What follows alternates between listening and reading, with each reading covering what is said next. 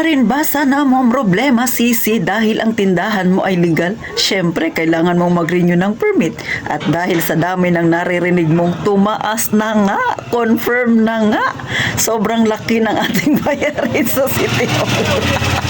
Kaya ngayon, sobrang stress ka. Huwag kang mag-alala, hindi ka nag-iisa. Dahil ang buong Pilipinas na mga negosyanteng kagaya natin, maliit man o malaki, ay iisa ang problema. Talaga namang malaki ang bayarin natin. Kaya huwag mong isiping pasan mo ang daigdig. Marami tayo na pumapasan niya. May karamay ka, Sisi. Yes! At syempre, kung gusto mo ang ganitong usapan, mga kasari, na pwedeng makatulong sa iyo kung ano bang ginagawang style na titintin para malunasan ang aking problema na kagaya rin ng sa iyo, abay, mag-subscribe ka na sa akin. Pindutin mo ang like button na yan kung makaka-relate ka. At syempre, pakishare naman kung hindi kayo busy. At syempre pa ulit, please naman, sa mga datihan kong subscriber, wag nyo namang iiwan si Ate Tintin. Huwag kayong mag-subscribe.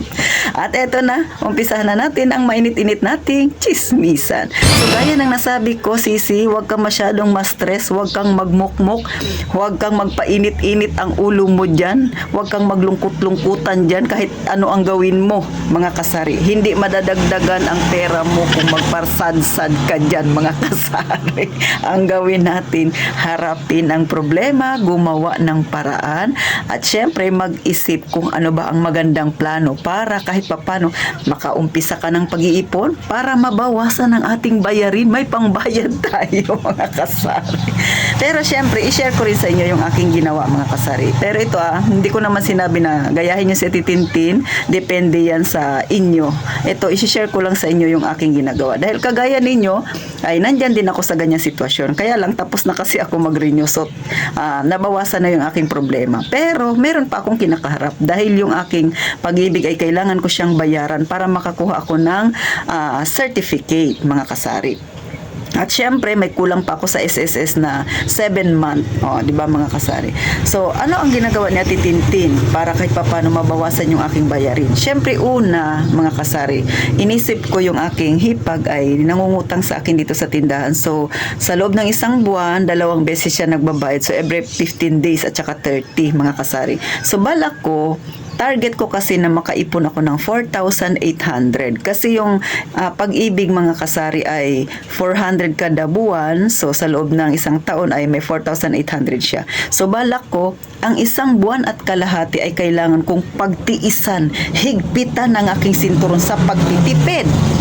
Bakit? Yan ang target ko na makabayad ako sa pag-ibig ng isang buong taon. Kasi by next month ng February, 2nd week or 3rd week, dapat na akong magbayad. Pero balak ko kasi, mga kasari, ay isang buong taon ng pag-ibig na babayaran ko na siya.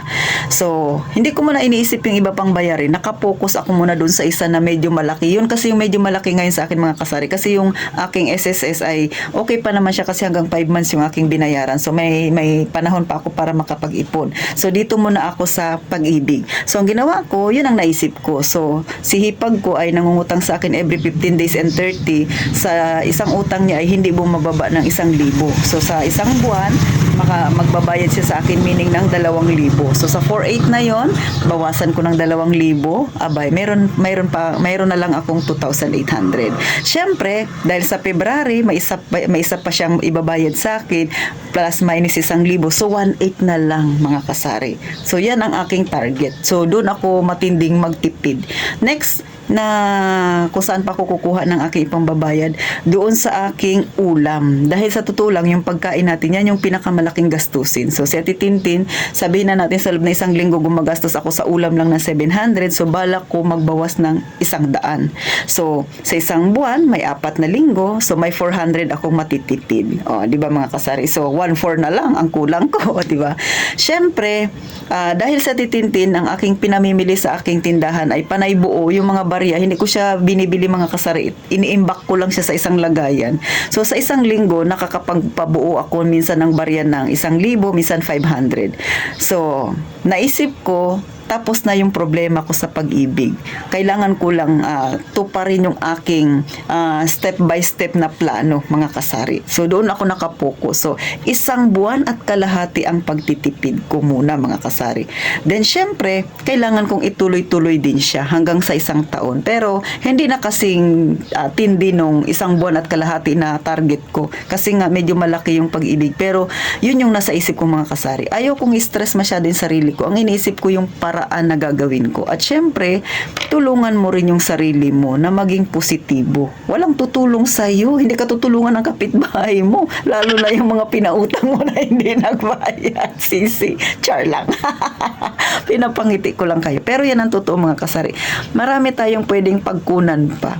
Kung kailangan higpitan pa ng higpitan ang mga sinturon natin, ay gawin natin para kahit papano mabawasan yung bayarin. Ito lang naman yung pananaw ko.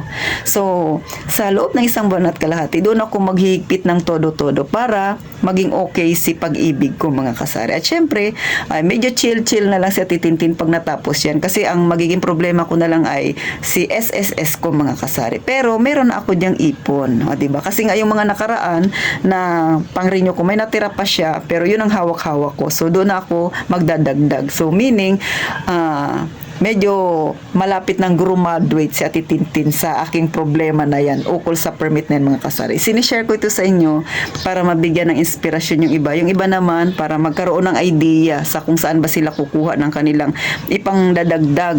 Diba? Kasi pwede naman, mga kasari. Kaya lang, kasi kung medyo stress ka, hindi ka makakapag-isip ng maganda. Panay negatibo yung nakikita mo. Pero sabi ko nga, tingnan natin sa positibong pamamaraan para hindi ganun kabigat sa ating dibdib. So, paano na lang, mga kasari, ha? Ito ay ang pansarili kong opinion. So, sinishare ko lang sa inyo para yung iba kahit papano ay magkaroon naman ng idea. Pero nasa sa inyo pa rin yan kung gagayahin ninyo si Titintin, mga kasari. Pero syempre, hindi man tayo nauubusan ng problema, may paparating pa yan. Pero at least, isang hakbang pasulong tayo. Huwag tayong uurong, mga kasari, ha? Tuloy-tuloy lang. Sa mga namumroblema dyan, huwag nyo masyadong stress yung sarili ninyo. Huwag kayo masyadong magpainit-init ng ulo dyan kasi baka mabunto na ninyo yung inyong mga anak o kaya yung customer mo. Kaya relax lang, ha? Mag-isip lang ng paraan para kahit papano mabawasan yung problema. So hanggang dito na lang si Ate Tintin, mga kasari, at gaya nga ng palagi kong sinasabi, mag-iingat tayong palagi, mga kasari.